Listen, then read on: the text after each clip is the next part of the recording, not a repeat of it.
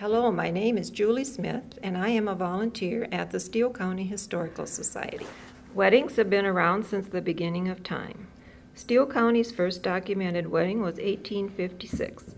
As with everything else, weddings also evolved throughout the years, combining various customs, cultures, and fashion that make the wedding we know today. One of the items on display is a wedding dress purchased at Dayton's and worn in 1955.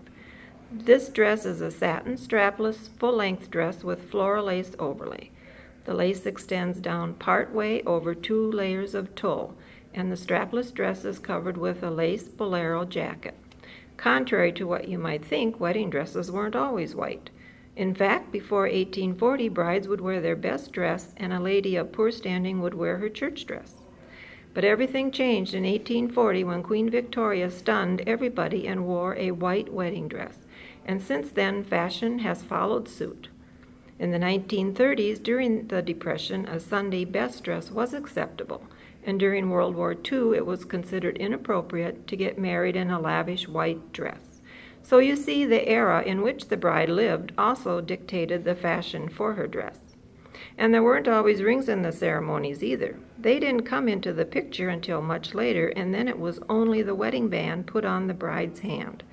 Not until World War II did the double ring ceremony take off, as the young men were leaving for war and wanted something to remember their bride by.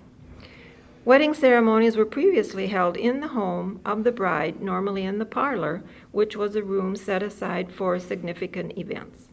As the middle class and settlements grew and churches were being built, weddings started to be held in community buildings and churches to accommodate the larger crowds. The chivalry was a common type of revelry after the ceremony, banging pots and pans at the new couple's residence. Eventually, couples figured out if they had a reception afterward and fed and entertained their guests and neighbors, this eliminated the raucous behavior later on toward the wedding couple. So you see, there is lots to learn at our new exhibit, and we invite you to walk down the aisle with us at the Steele County Historical Society, where our mission is preserving and sharing history today for tomorrow.